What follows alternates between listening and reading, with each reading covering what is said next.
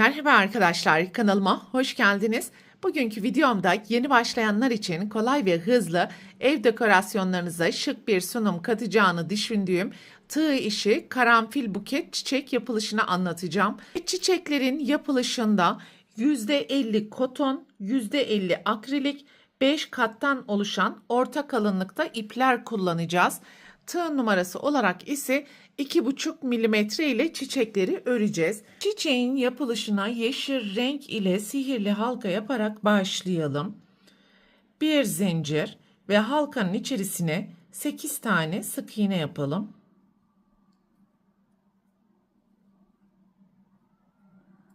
Sekiz sık iğneyi yaptıktan sonra halkanın ipini sıkıştıralım ve ilk yapmış olduğumuz sık iğne ilmeğinin içerisine kayma dikişi yaparak sırayı tamamlayalım.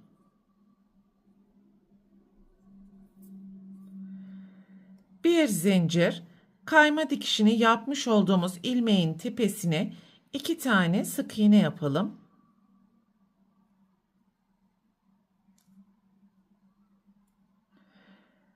Yan yana 2 tane sık iğnenin tepesine tekrar 2 tane sık iğne yapalım.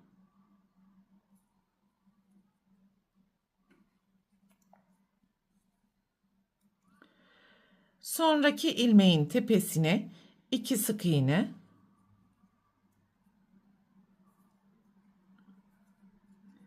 Yan yana 2 tane sık iğne.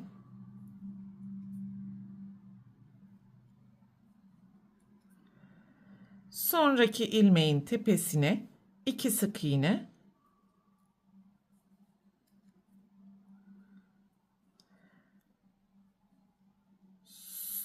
Ve yan yana 2 tane sık iğne. Altta yapmış olduğumuz 8 tane sık iğnenin tepesine 12 tane sık iğne yapmış olduk. İlk ilmeğin tepesine kayma dikişi yaparak sırayı tamamlayalım. Bir zincir, aynı boşluğun içerisine sık iğne. Şimdi altta yapmış olduğumuz tüm sık iğnelerin tepesine bir sık iğne yaparak toplam 12 tane sık iğne elde edelim.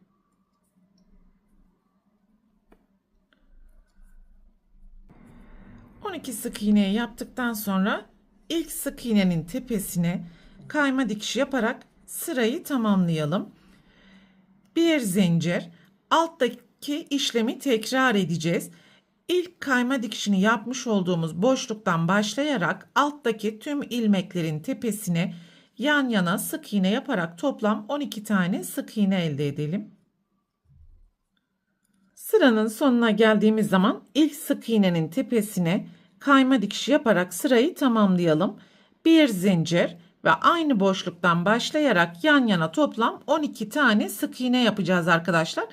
İkinci sıradan sonra toplam 7 sıra 12 adet sık iğne sırası yapacağız ve başlangıçtaki yapmış olduğumuz sihirli halkadan sonra toplam 9 sıra bu şekilde olana kadar örmeye devam edelim. İlk yapmış olduğumuz sihirli halkadan sonra 9 sıra yaptım arkadaşlar.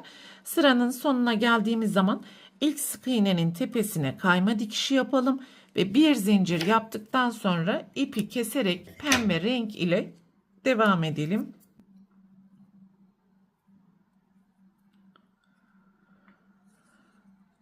Ve alt sırada yapmış olduğumuz herhangi bir sık iğnenin tepesinden ipi sabitleyerek 2 zincir yapalım.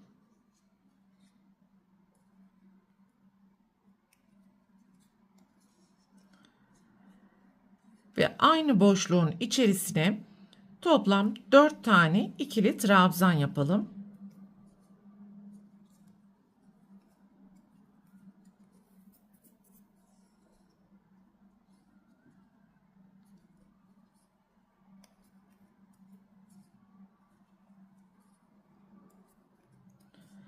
Başlangıç zinciri ile birlikte toplam 5 tane ikili trabzan yapmış olduk.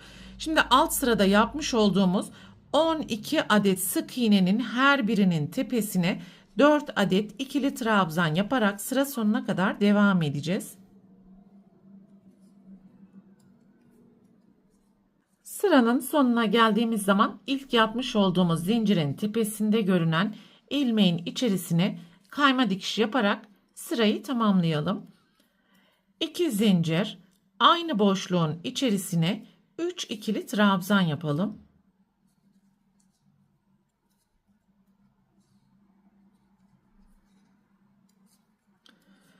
Ve sıra sonuna gelene kadar altta yapmış olduğumuz tüm trabzanların tepesine 3 tane ikili trabzan yaparak devam edeceğiz.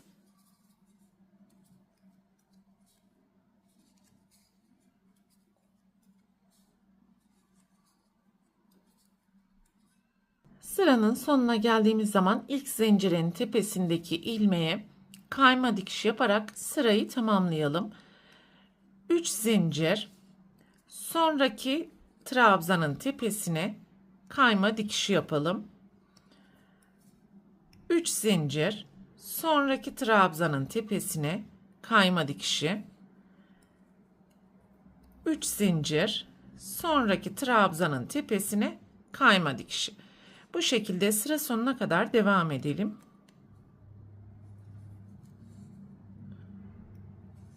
Sıranın sonuna geldiğimiz zaman 3 zincir ile son trabzanın tepesine kayma dikişi yapalım ve bir zincir yaptıktan sonra ipi keselim. Bir miktar ip bırakarak keselim arkadaşlar. Lazım olacak birazdan.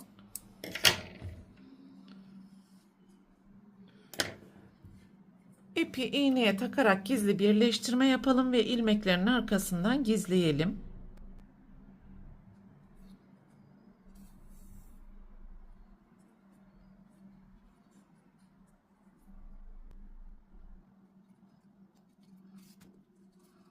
Ve bu ipi alt tarafta yapmış olduğumuz yeşil son sık iğne sırasına gelene kadar aşağıya doğru taşıyalım arkadaşlar.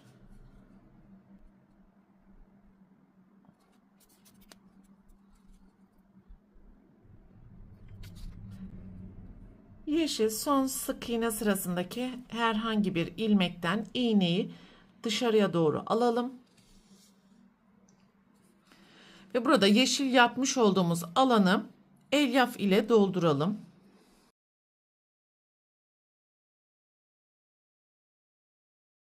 Bu şekilde dolgun bir görüntü elde ettikten sonra yapmış olduğumuz yeşil alandaki son sık iğne ilmeklerinden zikzaklar yaparak burada büzme işlemi yapacağız.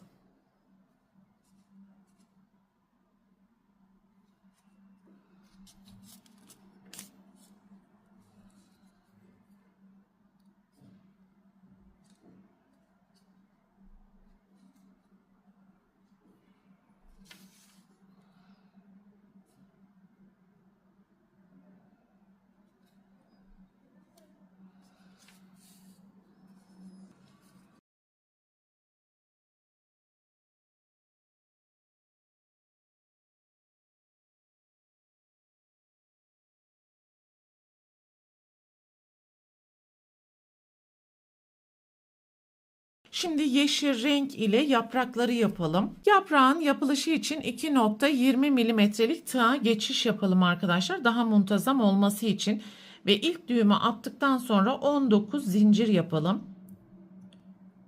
19 zinciri yaptım. Şimdi yapacağımız yaprakların daha formda olması için 5 milimlik bu şekilde bakır tel kullanacağım arkadaşlar. 19. zinciri yaptıktan sonra ikinci zincirden başlayarak yan yana teli de iç kısımdan yürüterek 3 tane sık iğne yapalım.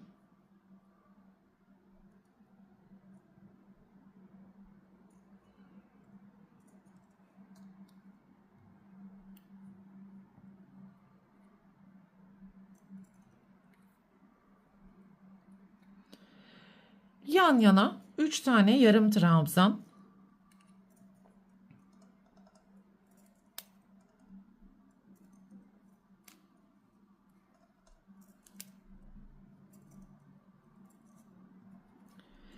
Yan yana 3 tane ikili trabzan.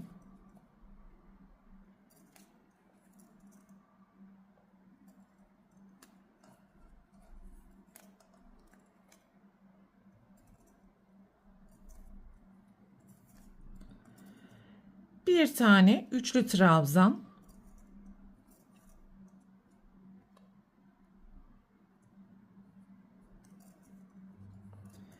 yan yana 3 tane ikili trabzan,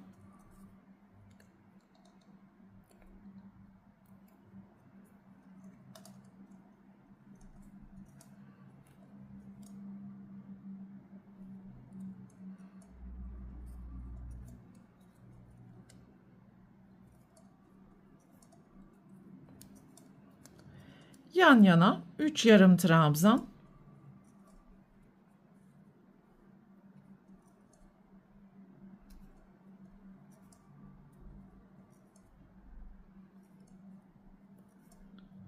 ve yan yana 3 tane sık iğne yapalım.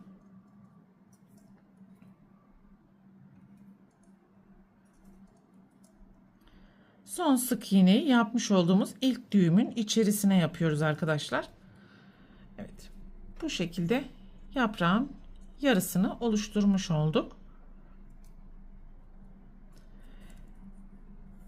Buradaki teli hafif katlayalım ve tekrar iç kısımdan yürütmeye devam edeceğiz. 2 zincir, en sonki sık iğne ilmeğinin içerisine tekrar sık iğne yapalım. Şimdi yan yana 2 tane daha sık iğne yapacağız. Dönüşte yapmış olduğumuz başlangıç zincirlerinin içerisine.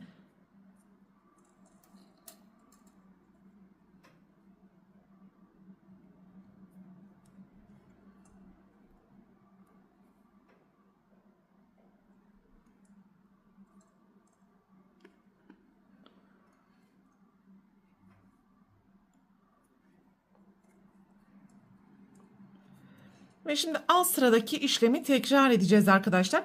Yan yana dönüşten sonra 3 sık iğne yaptık.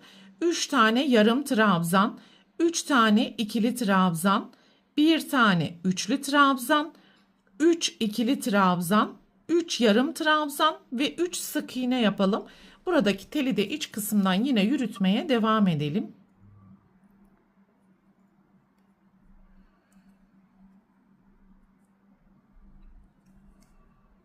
Evet arkadaşlar, en son 3 tane ikili trabzan yaptım ve buradaki bakır telin ucunu da kestim.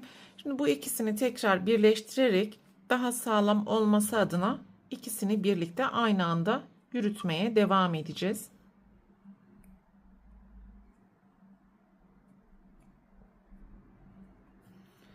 Ve kaldığımız yerden devam edelim. Sırayla 3 tane yarım trabzan, 3 tane sık iğne yapalım.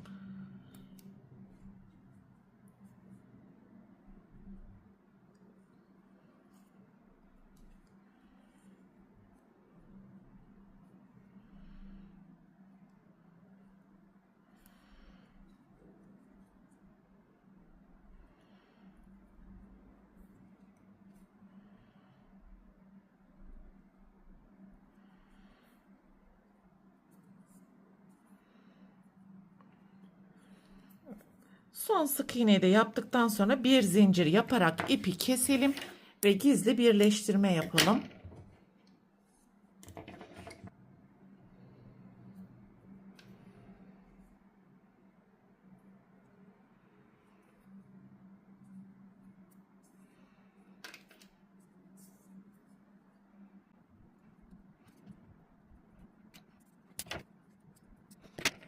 Yaprağın yapılışını da bu şekilde tamamlamış olduk. Burada anlattığım kurallara dikkat ederek 2 tane yaprak hazırlayalım arkadaşlar. Şimdi karanfiller için bu şekilde saplar yapacağız. Ben ahşap çubuklar kullanacağım. Dilerseniz kablo ya da tel kullanabilirsiniz. Bir miktar ucuna silikon sıkalım.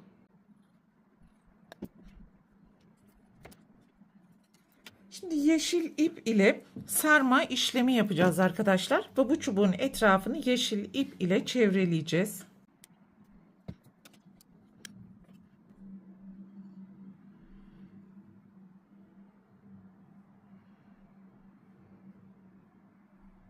Sarma işlemini tamamladıktan sonra şimdi yapmış olduğumuz yaprakları istediğiniz alandan yapıştırabilirsiniz arkadaşlar.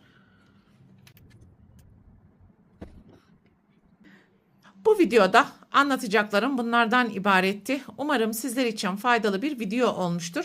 Sonraki eğitim videosunda görüşene dek lütfen kanalıma abone olarak videomu beğenmeyi ve sevdiklerinizle paylaşmayı unutmayın. Hoşça kalın.